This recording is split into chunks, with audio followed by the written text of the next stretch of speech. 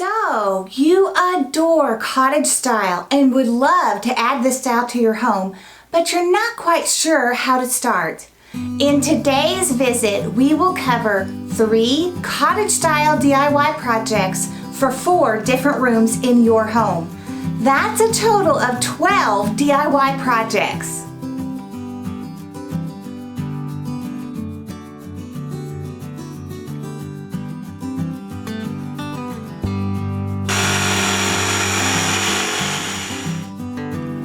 Hi friend, if we haven't met, I'm Rachel from the blog stonecottagehome.com, where we cultivate the art of home. Many of you are new here, so welcome. Matt and I are so happy to have you along as part of the Stone Cottage Home family. In your visit today, we will cover cottage-inspired DIY projects for the living room, kitchen, bathroom, and bedroom.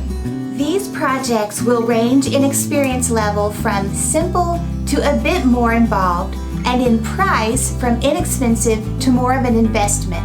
Hopefully, this will accommodate every interest, budget, and skill level. Stick around to the end of the video where I will announce a timeless, useful, cottage-style home decor giveaway for your kitchen. Let's start with the living room.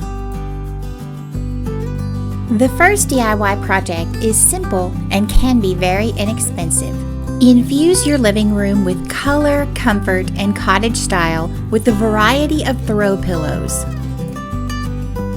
This is a great way to add color and personality. You will find throw pillows in every size, shape, and color at antique and thrift stores. Here is a collection of throw pillows I've collected from the thrift store. None of them were over $5, and this rose French Aubusson pillow goes for over $100 online.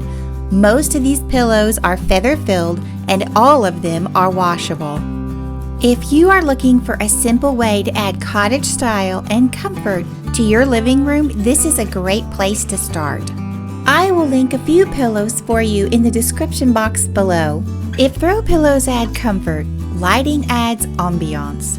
Vintage lighting is another great way to add character and cottage style to your living room on a budget. I look for vintage lighting in thrift stores, antique stores, and on Facebook Marketplace. So far, I've not spent more than $10 per lamp. Sometimes secondhand lamps need a little sprucing up.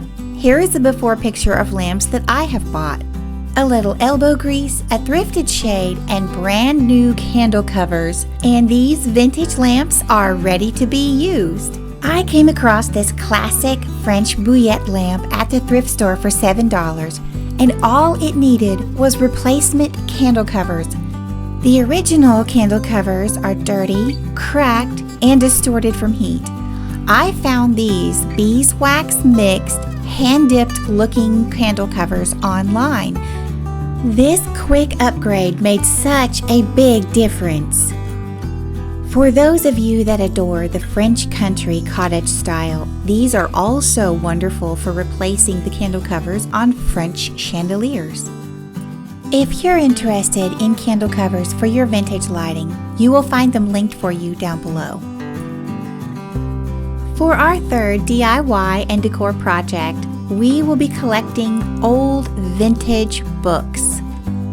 I have noticed from my favorite inspiration pictures that every room in the English cottage house has 3 things: lamps, artwork, and books. Thrift shops have a plethora of used books, hardcover, softcover, and in any subject you can imagine. I would suggest having an abundance mindset here and being very choosy over the books you bring home. Not only ones that are beautiful, but ones that have great content as well. Personally, I have never outgrown children's books, so I often peruse these, as well as interior design books from the 80s and 90s that are country or English cottage inspired. To house our ever-growing collection, we keep an eye out for inexpensive bookcases. This curbside discovery got a simple makeover. At At the antique store, the books are a little more expensive, but they are gorgeous and often full of rich history. Self-help series by Samuel Smiles, $24.99. It's the perfect name for a self-help author. Among these dusty vintage treasures, I often find books that I read as a child. This is The 5 Little Peppers and How They Grew. On either side of our fireplace, we store what we call our pretty books. I have them by color, and it makes the coziest backdrop. Current books are stacked on the fireplace, and books are used to elevate a tiny lamp to make it more useful for reading. Now, let's move into the kitchen. One of my favorite elements of the English cottage decor style in the kitchen is collecting blue and white. This classic color combination is fresh, timeless, and available readily at thrift and antique stores. Common blue and white collections include dishes, serveware, storage containers, bedding, linens, aprons, knickknacks, and even personal accessories. What are some blue and white items that you like to collect? With this much variety, there are so many possibilities for adding personalized character and charm to your kitchen. This antique blue and white platter would look lovely over a stove. Here is an entire collection of blue onion dishware and accessories, including a dustpan. This antique soup tureen lid would look beautiful paired with that blue platter. You will probably recognize this large ginger jar. It was thrifted for $3. I have used it indoors and out year-round in many different settings. In January of this year, I shared a winter clean and decorate with me visit, in which the little shelf over the stove got a refresh with these blue Spode spice jars. How do you display your blue and white collections? For Christmas, I was gifted an antique salt cellar and love the old world vibe it adds to this corner of the kitchen. Next up, we have cutting boards. The earthy, warm tones add a homey touch to any cottage kitchen. Cutting boards can be found at the thrift shop, antique shop, or they can be handmade. Matt began by gluing and clamping these boards. Next, I traced on an image like my grandmother had in her kitchen. And of course, I went with the curly tail. All cute pigs have curly tails. Matt cut out the pig with his jigsaw, sanded down the wood, poked a hole for the curly tail, and then covered the whole board in butcher block oil. For making your own cutting board, the supplies will be linked below, or to purchase one similar to ours, that will be linked below as well. For our third DIY project in the kitchen, consider paint. More involved and more of an investment? Absolutely, but the dramatic impact and the ability to customize is unquestionable. This kitchen by Miss Mustard Seed has me quite inspired. What colors would you choose for your kitchen? Now let's move into the bedroom. One simple and fairly easy DIY project to bring cottage style to your bedroom is through artwork.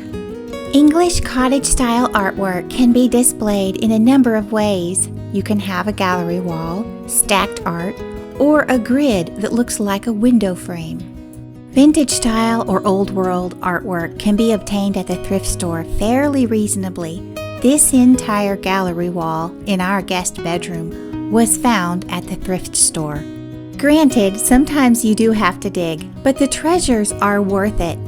Let's create a gallery wall with art found at thrift stores, a flea market, and an estate sale. This arrangement is a gallery or salon style, where you have a central large piece in the middle and all the others collected around. You will see some symmetry on either side. Mostly what unifies this collection is the color palette and the framing. This collection consists of 2 original oil paintings, 4 hand-colored lithographs, 2 original watercolors, one of which is signed, and a dried floral arrangement. All of these pieces were picked up over the last year and a half. You will find as you curate your art that if you trust your eye and buy what you truly like, not what others are buying or what you think you should buy, it will have a common thread. For our second DIY and cottage decor project, let's take a look at wallpaper. Nothing could be more quintessentially English than floral wallpaper.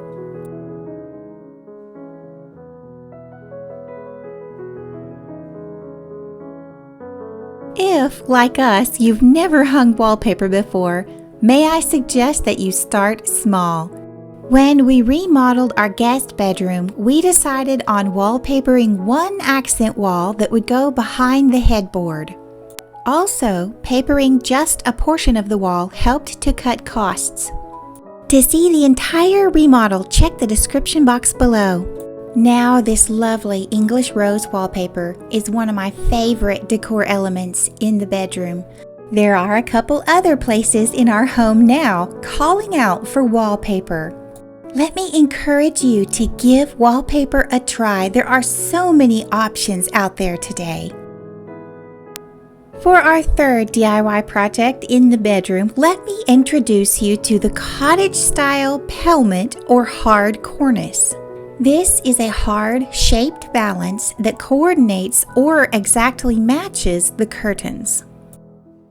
The pelmet gives endless variety for style and charm while covering the awkward curtain pole and deadlight above the window.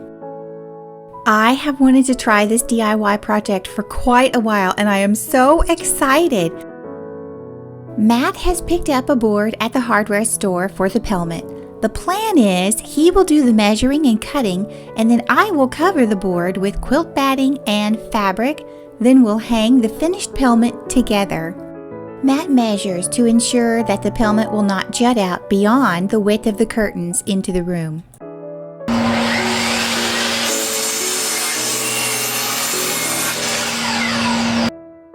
Our goal was to see if we could get the entire pelmet and the side pieces out of one board. We actually ended up buying a board that was too wide, so Matt ended up trimming the width of the board down.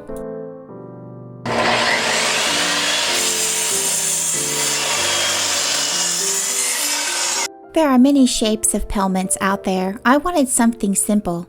Here, I am freehanding what Matt will cut out.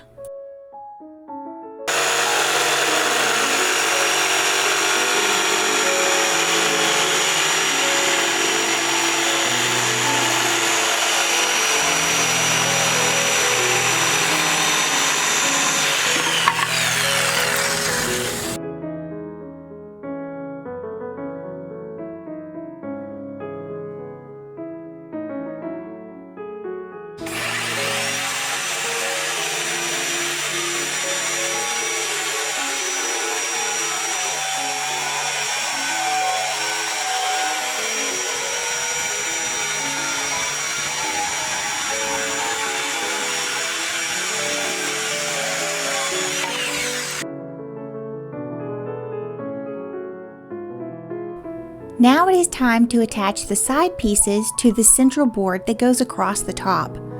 At first, we tried connecting them with this metal bracket, but it proved to be unstable. For a solid connection between the two pieces, Matt uses wood glue and a piece of 2x4 and staples it together. Before we got too far down the road, we tested out the pelmet for size to be sure that it was the correct width and length. Now to glue and staple the side pieces and the pelmet is finished. As you can see, it's getting dark, so I will pick up my part of the pelmet making in the morning.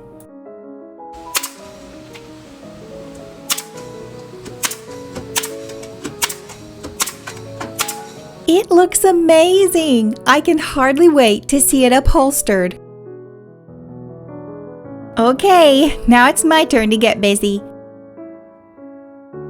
If you remember, about a year ago when we were thrifting for this bedroom remodel, I picked up 3 curtain panels, and now that third panel will become the pelmet.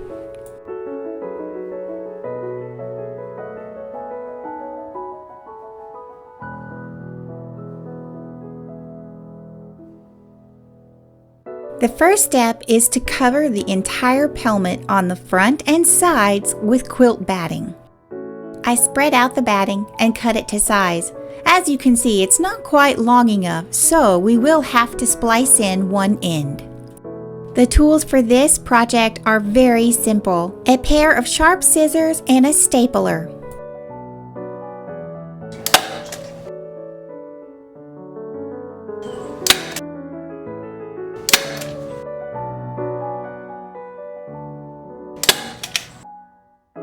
Corners and edges can become bulky very quickly, especially once we have both the layer of the batting and the upholstery on here. You see me cutting away extra fabric and then neatly folding it into place.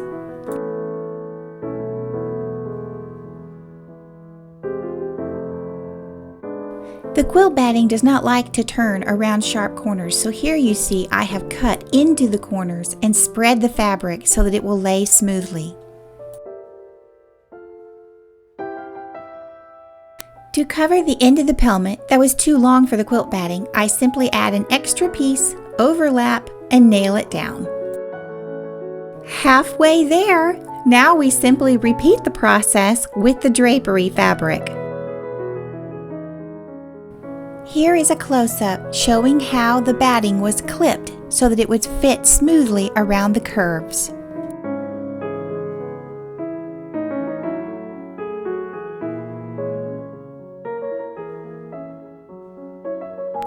This is getting exciting! I can hardly wait to see how this pelmet will look against the matching curtains. Now, friend, as I was planning this visit for you, I must say that this project was the one I was the most nervous about, and I put it off. But this entire project was so much easier than I thought it would be. Now that I've made one of these pelmets, I do have a couple more windows in the house that I would like to try this on, perhaps with different shapes and maybe with some trim. All done and ready to hang. Can you tell I am so excited? Do you think this is something you would give a try? Here's a quick close-up of the front.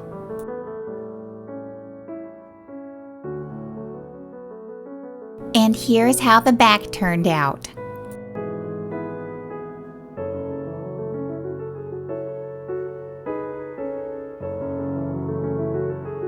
Now let's go hang this. Here are the curtains to start with. As you can see, there's a little bit of the bar showing and the deadlight between the panels. And they are high water. They don't even touch the ground. The width of the pelmet will give us enough leeway to be able to drop the curtains to the proper height from the floor. Matt screws on brackets to the top and bottom of both ends of the pelmet so that we can attach it to the wall.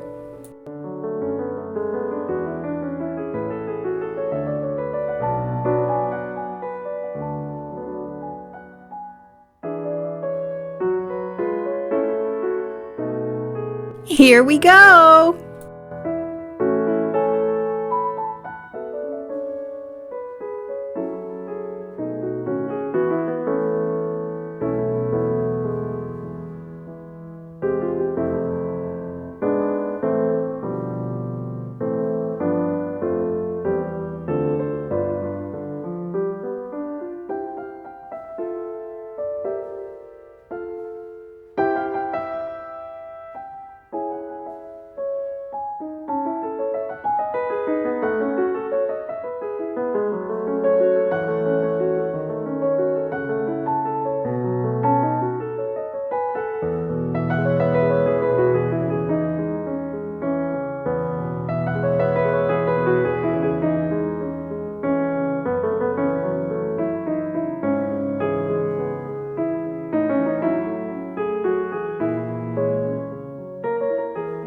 here is how the English cottage pelmet turned out. It looks right at home, as if it has always been here.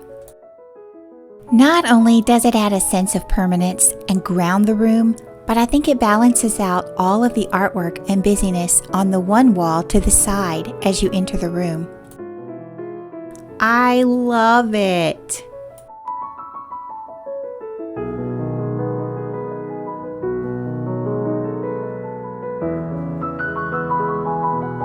As you can see, the curtains are now long enough to just barely skim the floor.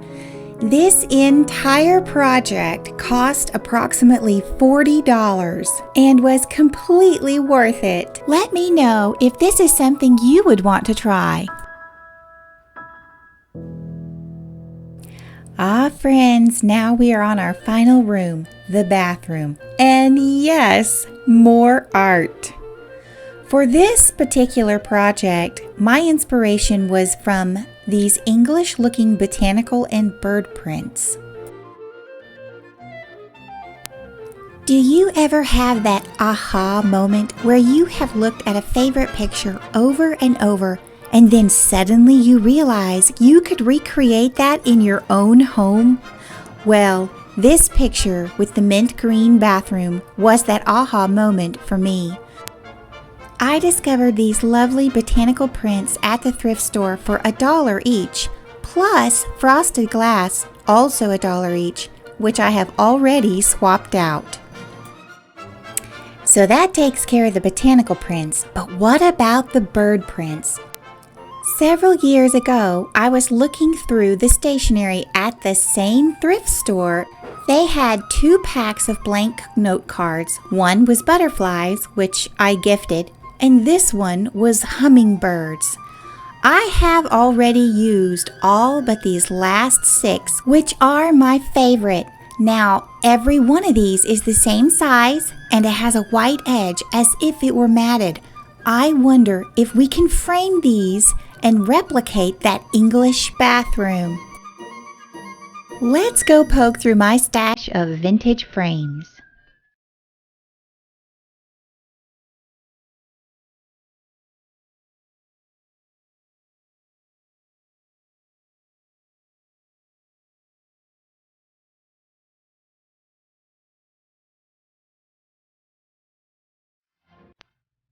What do you know? 6 vintage frames with frosted glass, all the same size. Let's get these put together and see what they look like. All these frames are the same size and they're all gold, but I really like the fact that they are all slightly different. I can already tell this is going to closely resemble the inspiration picture for our bathroom. We have an original early 1960s pink bathroom, and I think the space above the tub would be perfect to line up these little bird prints. Matt hangs the first one in the center to be sure that the collection is balanced. I'm already loving how perfectly they fit in this space. Sometimes that is the trick to art. It's not necessarily finding the perfect art, as it is matching it to the perfect size wall. Case in point, I leaned these 2 botanical prints on either side of the mirror and lived with it for a few days to be sure that's where I wanted to put them. I decided they did look good there, and so let's get them hung.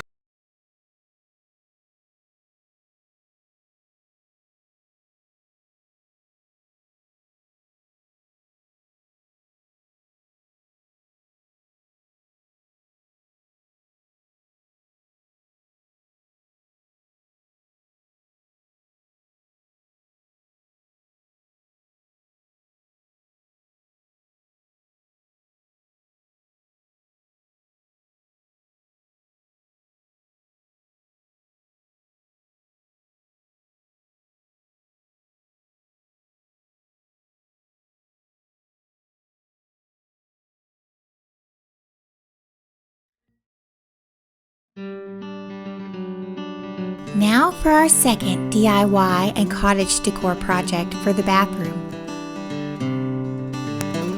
Vintage textiles are a lovely way to add handmade texture to your space.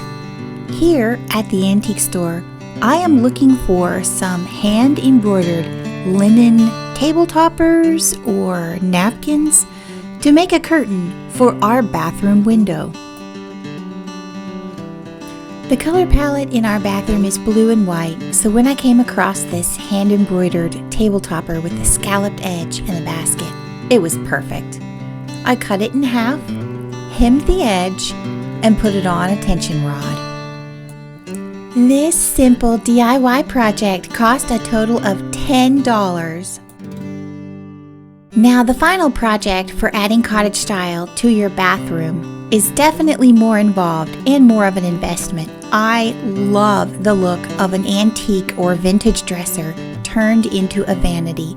Many different styles can be achieved with different furniture and sink choices. This DIY project is on my list, and I have been hunting Marketplace for the perfect antique buffet. And now, what we have all been waiting for, the giveaway. As you might have guessed, I am wanting to give away a blue and white classic Spode rosemary spice jar. To enter the giveaway, you must do two things. First, subscribe to the channel. Second, subscribe to my blog. You will find a link in the description box. Even if you are already subscribed, go ahead and fill out the form so I know that you're interested. Okay, friends, if you were inspired or learned something new, subscribe for more inspiration and leave a comment sharing what you found to be most helpful from your visit today. I'm already looking forward to our next visit. Until then, thank you for coming along and take care.